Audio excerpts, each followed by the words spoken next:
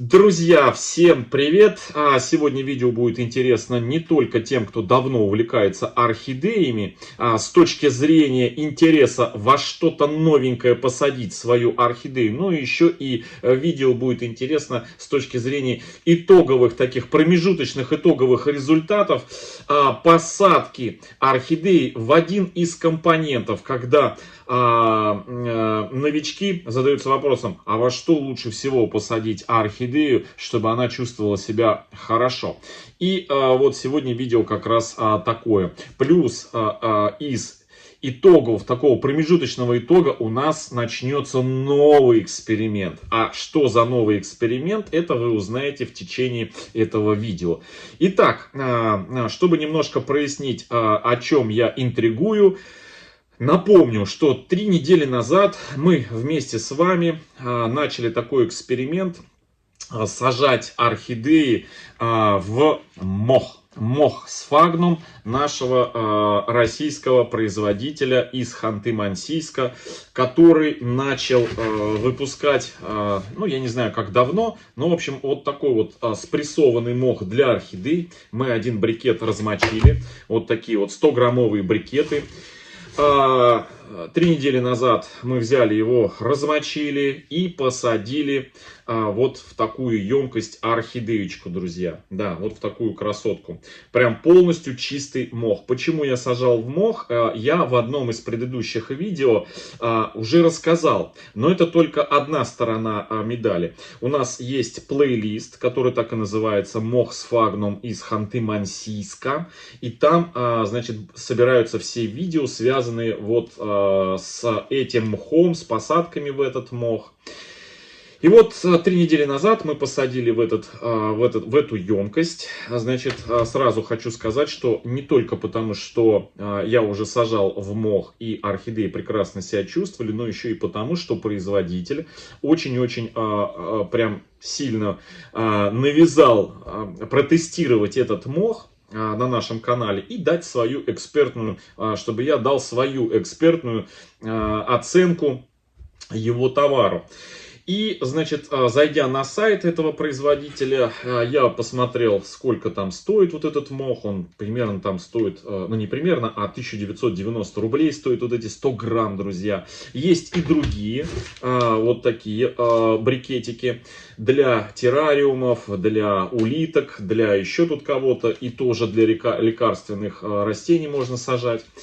Но вот на сайте производителя была интересная информация, что посадку орхидей можно посмотреть в инстаграме у производителя этого мха. Я зашел в инстаграм, и меня удивило, значит, знаете что, когда сам автор вот этого вот запатентованного производства спрессованного мха сфагнума по 100 грамм, да, ну там не только он это запатентовал живую стену, как этот мох, значит, размещать на стене, чтобы из стены росли растения. Он делал выставку в Дубаях, и, собственно говоря, там в инстаграме вся это видео коротенькие, и есть видео пересадки вот орхидей, значит, в стеклянные емкости. И эти стеклянные емкости, они чем-то напоминают наши с вами подсвечники, такие полукруглые, но только емкости шарики, прям шарики. И в этих шариках стеклянных, вот в таких вот, с небольшим таким горлышком, значит, растут у него стандартные фаленопсисы. Ну, вот примерно такие, как за моей спиной вы видите. Вот прям просто берут орхидею из, значит, горшка обычного, стандартного магазинного, такого стандартного размера. Вот, кстати, вот такие емкости, видите? Вот, но это маленькая, у него побольше. И прям кладут корнями, вставляют корнями вот в этот вот шар стеклянный и запихивают все мхом. В общем, примерно так же, как мы с вами пересаживали вот эту орхидею вот в этот мерный стакан. Но у нас здесь широкое горлышко, и оно примерно ширина чуть меньше высоты горшка. То есть у нас оптимальное соотношение ширины и высоты. Там, друзья, все немножко по-другому было. Узкое горлышко и большой такой шар. И вот, значит, в этих шарах растут орхидеи. Но, знаете, я заподозрил, что эти орхидеи уже пересажены и не росли в этих шариках, а уже были цветущими пересажены и для картинки, для видео были сняты. Что вот как хорошо себя чувствуют эти орхидеи. Ну, потому что я уже, там, скажем, не одно десятилетие увлекаюсь орхидеями и примерно уже могу отличать орхидеи только что пересаженные, взрослые цветущие орхидеи, да, и те орхидеи, которые выросли и зацвели в том или ином горшке, в той или иной емкости. Меня это, в общем-то, как бы заинтриговало, что производитель показывает, как прекрасно они у него растут, и, собственно, посадил, точно так же мы вместе с вами посадили, вот прям все, как вот в видео в Инстаграме у него показано. Но только не цветущую, а вот такую вот орхидею. Это, кстати, дракарис. Орхидея дракарис биглип посадили. И каково же было мое разочарование, и ваше тоже, когда я буквально через неделю после того, как хотел посадить еще орхидеи в этот мох, обнаружил в контейнере, в котором размачивал вот такой вот брикет, появившуюся белую плесень, такой пушок. А вы знаете, это было 3 недели назад, я тот, значит, контейнер отнес в комнату. У меня есть комната, ну, как чулан, что ли, да, где у меня розы черенкуются, в горшках стоят, где у меня рассада стоит. В общем, я отнес туда его для того, чтобы его использовать в огороде, на улице у себя в огороде.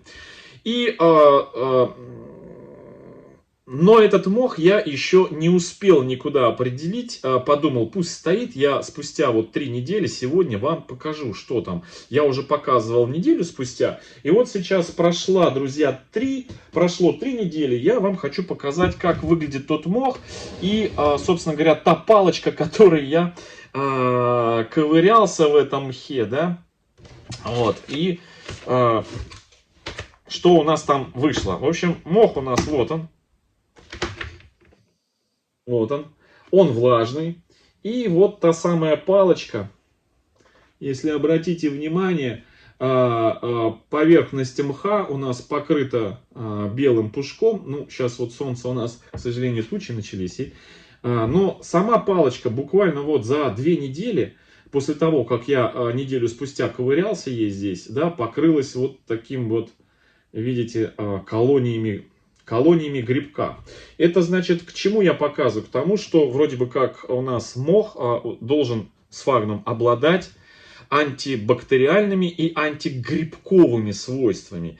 А производитель, настаивая на том, что его мох лучше, чем новозеландский спагмос, он лучше, вот этот мох, чем девочки, которые продают живой мох в группах ВКонтакте, и у нас в том числе в группе ВКонтакте, и сами без нашей группы, и в Одноклассниках, и на Фейсбуке. В общем, наш отечественный мох с других болот.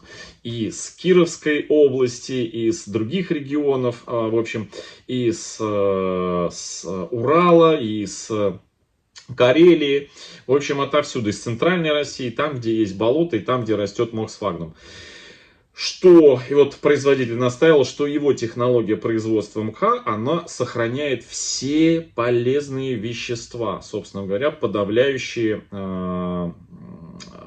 развитие какого-либо грибка. Но вот мы с вами видим, что грибок у нас прекрасно развивается. Можно, конечно, подумать, что это хороший грибок, белый или зеленый, вот такой вот, что это может быть триходерма.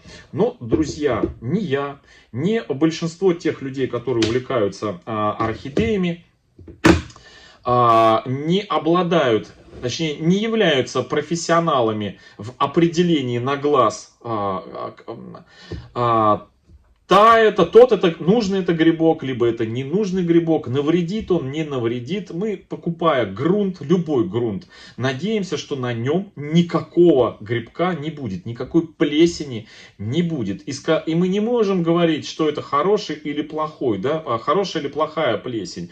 Мы хотим, вот у меня сзади стоят орхидеи, и ни в одной орхидее, и ни в одном мхе, в который я использую, а использую я мох, тот самый живой мох, который девочки по 50, 60, 70 рублей за литр продают, он приходит мне зеленый, живой такой, мне отовсюду присылают, много продавцов, у многих я покупаю.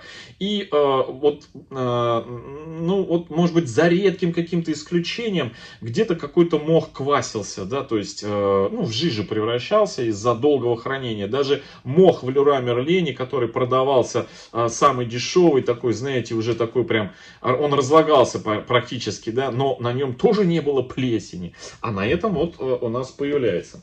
Ну, я подумал, как и вы, в том числе, что, возможно, это что-то туда попало, может быть, я что-то неправильно сделал.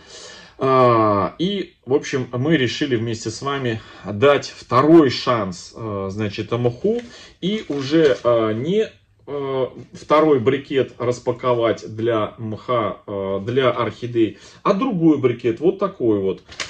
И мы, значит, с вами, вот обертка от первого мха и половинка от второго мха. Буквально неделю назад распаковали другой мох, половинку взяли, и этот мох замочили и пересадили другую орхидею в этот мох.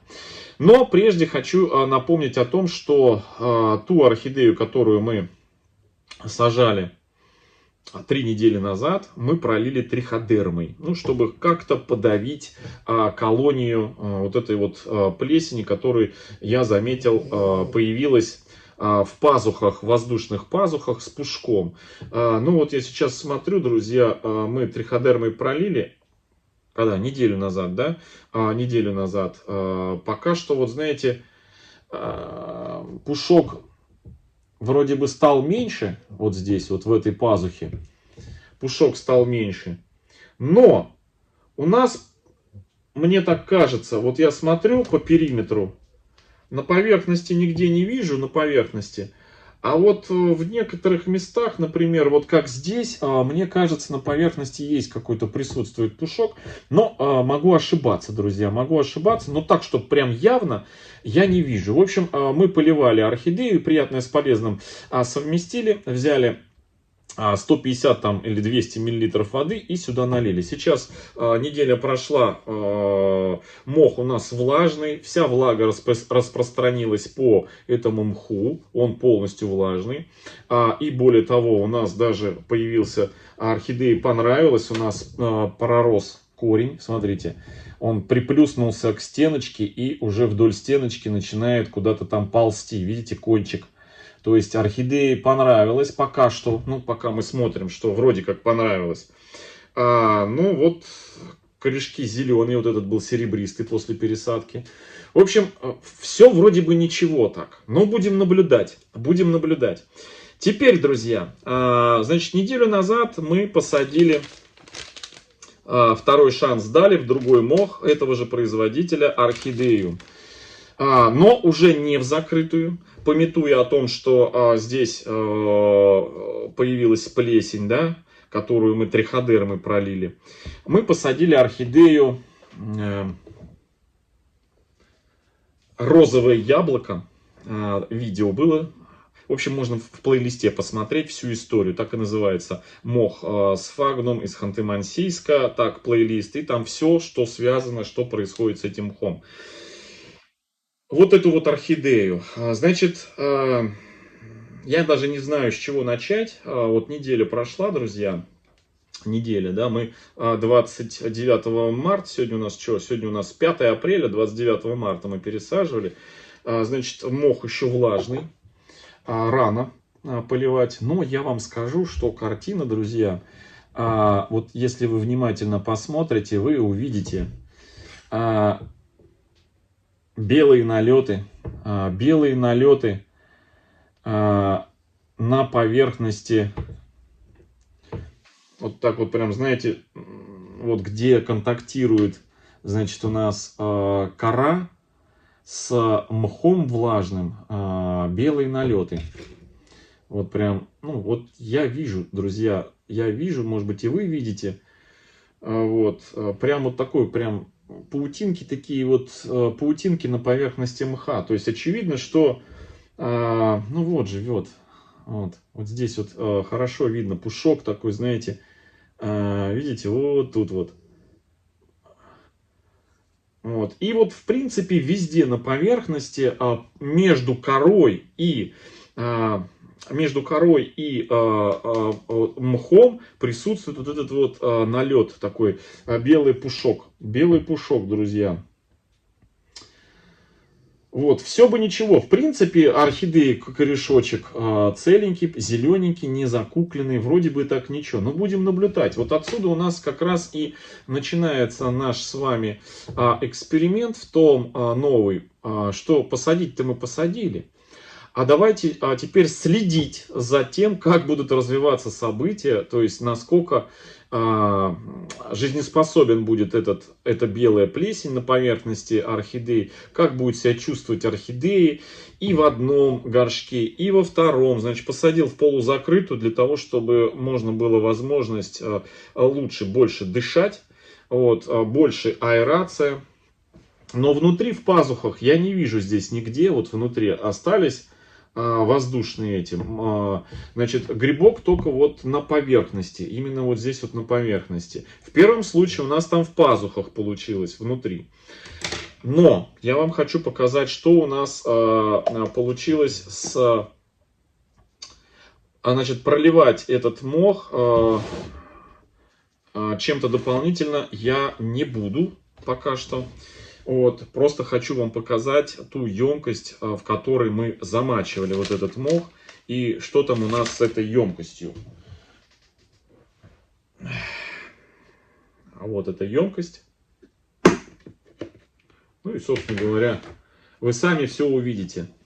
Кроме характерного запаха, такого, знаете, затхлого. Ну, вы видите, наверное, и вот видите... пушок, вот, белая частичка прям на пушке валяется, прям повисла, смотрите, я думаю, что вам видно, сейчас я поярче еще, может быть, свет сделаю, вот,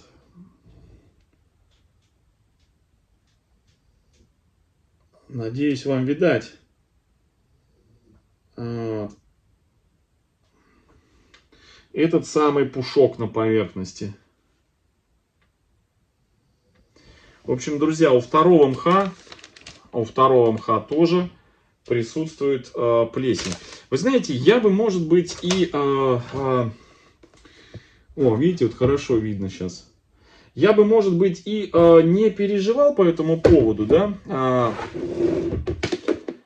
если не одно обстоятельство, а оно заключается в следующем, что я уже и в прошлом видео говорил, и в этом повторюсь, что сама суть-то мха, сфагнума, и весь его цимус, да, и весь его кайф, и все его, именно те качества, за которые его применяют, именно и есть то качество, благодаря которому мох подавляет, ну, за счет тех веществ, которые в нем содержатся, грибок и бактерии, бактериальные какие-то гнили и грибковые проявления. И вот я уже не устаю показывать вам вот эту вот бадью. Это одна из бадей, в которых у меня хранится мох, тоже закрытый, тоже влажный. И сюда он поместился больше года назад, зеленый еще. Друзья, этот он уже здесь побурел именно в этой емкости. Здесь конденсат тоже, вот они капли, видите, капли стекают. Вот.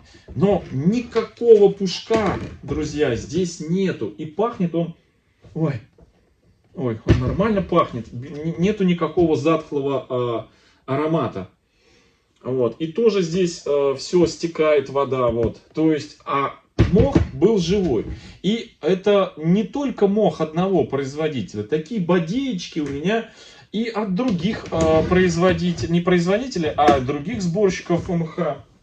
Вот. Я вам постоянно в видео при пересадках достаю другую бадью, из которой достаю влажный мох. Здесь тоже никакого пушка у нас ничего нету. То есть все чистенько, все вот, я не знаю. Я сейчас не, ну как сказать, не ругаю и не топлю производителя вот этого вот дорогого мха, который, ну, реально стоит, ну, не дешево на самом деле, да, там, литр вот этого только мха стоит 400 рублей, получается, да, в сравнении с тем мхом, который в группах продают девочки, да, и вот я хочу посмотреть, что будет дальше вот с этими вот орхидеями. Вот, да. Ну, будем мы проливать изредка, как и проливают другие орхидеи триходермы, одной и той же, и другие орхидеи со старым мхом, вот так и назову, старым добрым мхом. И триходермы будем проливать и вот эти вот орхидеи точно так же, то есть не чаще, но и не реже, чтобы для чистоты эксперимента. И будем смотреть, как чувствуют себя орхидеи. Это вот у нас суть нового эксперимента. И как у нас вот развивается ли та белая плесень, которую мы обнаружили после того, как начали применять вот этот мох. Ну и посмотрим, что из этого выйдет. Ну, единственное, что я обещаю, что у нас ни одна орхидея не пострадает в этом эксперименте, потому что я каждый день на них смотрю, и в случае каких-то, скажем, отрицательных изменений с ними я, естественно, вам покажу, и мы оперативненько примем меры. Но итог вот на сегодня вот такой вот. То есть мох хранить влажным не получается, он покрывается плесенью.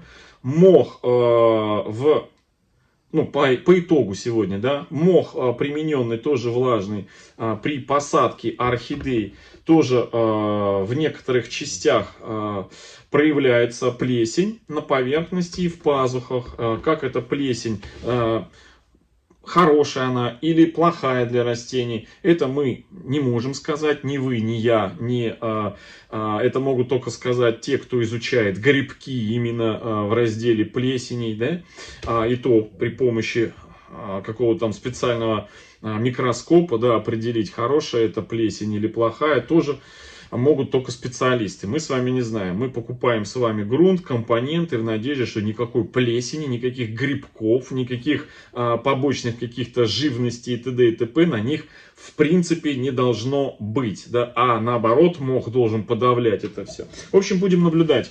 Будем наблюдать, и продолжение видео будут также выходить в том же плейлисте, который так и называется «Мох сфагнум эко» из Ханты-Мансийска. Ну и все, что с этим связано. В общем, друзья, спрашивали про орхидейку, ответил вам. И у нас сегодня начался новый эксперимент. Поливать пока рано недельной посадки орхидею. И неделю назад мы поливали вот эту орхидею. Буду еще и рассказывать, насколько у нас хватает. Значит, еще был момент такой по поводу плотности. Да, вот в этой посадке, в последней, у нас немножко жиже мы сюда сделали сюда, наложили мох, но сюда я наложил мох именно так, как накладывал мох в орхидею в мини Red Lip, которую я показывал в прошлом видео при пересадке вот этой вот, именно так.